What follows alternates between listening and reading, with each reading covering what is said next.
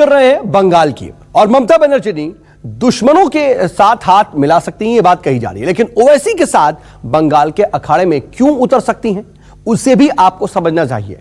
दरअसल बिहार में ओवैसी ने महागठबंधन के वोट में सबसे बड़ी सेंधमारी की है। बंगाल की लड़ाई में एक बड़ा फैक्टर मुस्लिम वोट बैंक भी है, और यह ममता का वोट बैंक माना जाता है। लेकिन अब ओवैसी बंगाल में भी उतरने वाले हैं, और अगर ऐसा हुआ तो वो ममता का ही वोट काटेंगे, बीजेपी को फायदा पहुंचेगा। लेकिन अगर असदुद्दीन ओवैसी को साथ मिला लिया गया तो यह रिस्क खत्म हो जाएगा।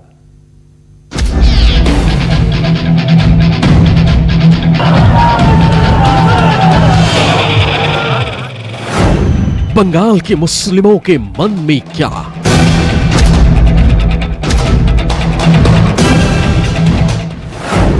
दीदी पर ममता दिखाएंगे मुस्लिम। ये नहीं आप हिंदू है इसी के लिए हमारा दो चौक है, और आप मुस्लिम है इसी के लिए आपको एक। बीजेपी पर मुस्लिमों का कितना भरोसा?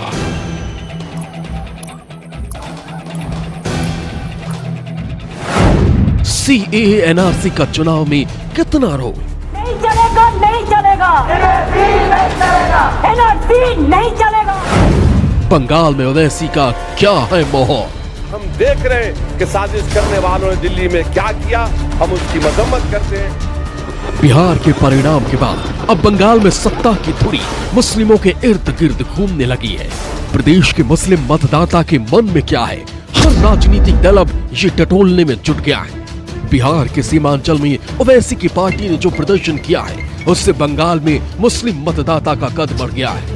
खुद ममता बनर्जी को अपना मुस्लिम वोट बैंक खिसकने का डर सताने लगा है। इसकी बड़ी वजह समुदाय की अच्छी खासी आबादी भी है। मिशन बंगाल में जुटी बीजेपी अपने हिंदुत्व कार्ड पर आगे बढ़ रही है। गृह मंत्री अमित शाह समेत पार्टी के तमाम दिग्गज नेता लगातार प्रदेश में हिंदू वोटर्स को रिझाने में जुटे हैं। तरह तरह के धार्मिक आयोजन कर हिंदुओं को अपने पाले में करने की पुरजोर कोशिशें की जा रही।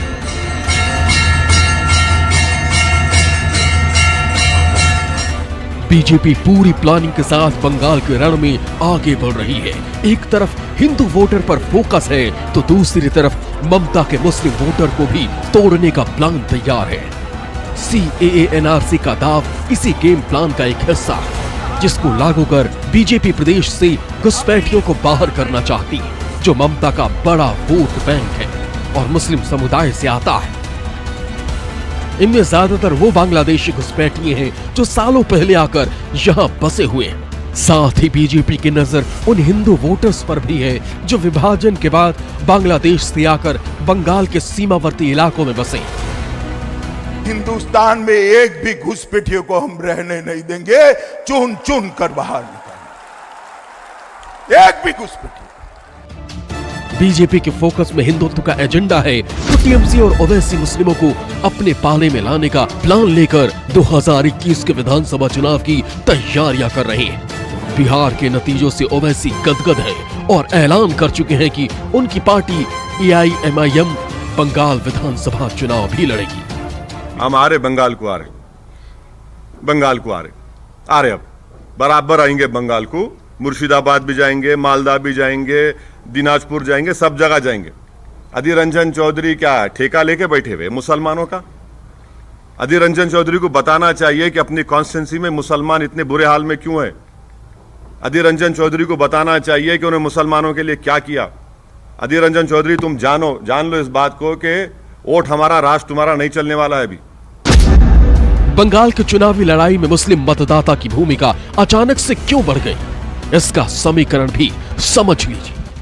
आइए अब आपको मुस्लिम वोटरों का समीकरण समझाने की कोशिश करते हैं। और बंगाल चुनाव बहुत खास हो जाता है इस समीकरण के लिहाज से, क्योंकि बंगाल चुनाव में अल्पसंख्यक वोटर काफी अहम रोल निभाता है।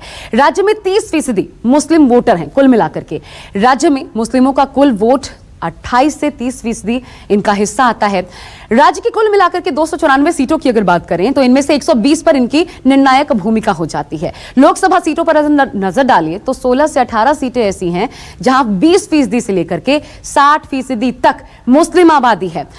राज्य की 16 से 18 लोकसभा सीटों पर मुस्लिम खुद निर्णायक भूमिका निभाते हैं। इनमें उत्तर बंगाल की रायगंज कूच बिहार, बालूरघाट, ऐसे वो तमाम इलाके हैं, रायगंज हो गया, कूच बिहार, बालूरघाट, मालदा उत्तर, साथ ही मालदा दक्षिण, इसके अलावा मुर्शिदाबाद, ये तमाम सीटें प्रमुख हैं। दक्षिण बंगाल की बात करना भी यहां पे महत्वपूर्ण हो जाता है। अगर यहां की आप बात करिए और यहां पर मुस्लिम वोटों का समीकरण समझने की कोशिश करिए तो डायमंड हार्बर, इसके अलावा उलबेड़िया, हावड़ा, वीरभूम, तमलुक, जयनगर, ये तमाम इंपॉर्टेंट सीटें हैं जहां पर मुस्लिम फैक्टर काम आता है। इसके पहले 2014 की अगर आप लोकसभा चुनाव पर नजर डालें तो उस वक्त इन इलाकों में कैसा था बीजेपी का प्रदर्शन, आइए ये भी आपको समझाने की कोशिश करते हैं। 2014 लोकसभा चुनाव में 17 में से एक भी सीट यहां पर बीजेपी को नहीं मिल पाई थी। इस स्थिति को समझना बहुत ज्यादा जरूरी है। 2019 के लोकसभा चुनाव में बीजेपी यहां पर जबकि 4 सीटें जीतने में कामयाब रही। ये 4 सीटें थी रायगंज, कूच बिहार, बालूरघाट और मालदा उत्तर, ये मुस्लिम आबादी वाली चारों सीटें थी और लोकसभा सीटें फिर भी बीजेपी ने अपने खाते में डाली। तो ये डिफरेंस आ जाता है और ऐसे में मुस्लिम फैक्टर बहुत इंपॉर्टेंट हो जाता है और यही कारण है कि इस बार क्या ओवैसी करेंगे खेल, ये भी बात कही जा रही है। अब जरा इन समीकरणों का इशारा भी समझिए। बंगाल को लेकर बीजेपी एक डबल प्लान पर काम कर रही है। उसका मेन फोकस हिंदू वोट है, लेकिन 2019 के लोकसभा चुनाव के नतीजे उसके सामने हैं। उसको ध्यान में रखते हुए उसने CAA NRC के बावजूद ममता के मुस्लिम वोट बैंक में भी सेंध लगाने की पुख्ता तैयारी की है। दरअसल पश्चिम बंगाल बीजेपी माइनॉरिटी मोर्चा ज्यादा से ज्यादा मुसलमानों को अपने पक्ष में लाने के लिए अभियान चला रही है। अगले साल होने वाला विधानसभा चुनाव से ठीक पहले 20 लाख मुस्लिम कार्यकर्ताओं को अपने पाले में लाने का लक्ष्य रखा गया है, जिससे TMC के कोर वोट बैंक में सेध किया जा सके। एक आंकड़े के मुताबिक पश्चिम बंगाल बीजेपी मोर्चा ने अब तक 4 लाख से ज्यादा कार्यकर्ताओं को अपने दल में शामिल करा लिया है।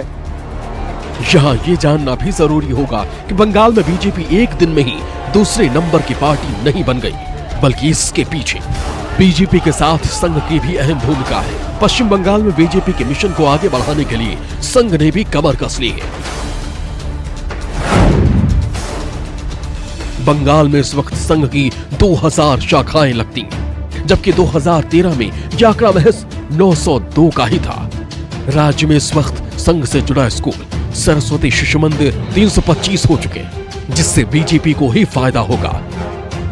अब अगर ममता बनर्जी की बात की जाए तो मुस्लिम मतदाता TMC का परंपरागत वोट बैंक रहा है। 2011 के विधानसभा चुनावों में TMC को मुस्लिम बहुल इलाकों में 30 सीटों पर जीत हासिल हुई। TMC को 29.3% वोट मिले, जबकि 2016 के नतीजों में ये आंकड़ा 38 सीटों पर जा पहुंचा और 41% वोट TMC के पाले में आए। दीदी को अब डर ये है कि अगर ओवैसी ने उसके वोट बैंक में घुसपैठ की तो कहीं उसका फायदा बीजेपी को ना मिल जाए, क्योंकि अगर मुस्लिम वोट बटा तो बीजेपी को नफा और TMC को नुकसान लाजमी है। लिहाजा बंगाल के सियासी रण में मुस्लिम वोट बैंक की भूमिका बढ़ गई है। Bureau report, news 24। नमस्कार, मैं हूं मानक गुप्ता। अगर आपको हमारा ये वीडियो पसंद आया हो तो इसे लाइक और शेयर जरूर करें और हाँ, हमें सब्सक्राइब और फॉलो करना ना भूलें ताकि आप देश और दुनिया की कोई खबर मिस ना करें। तो जुड़े रहिए हमारे साथ और देखते रहिए न्यूज़ 24।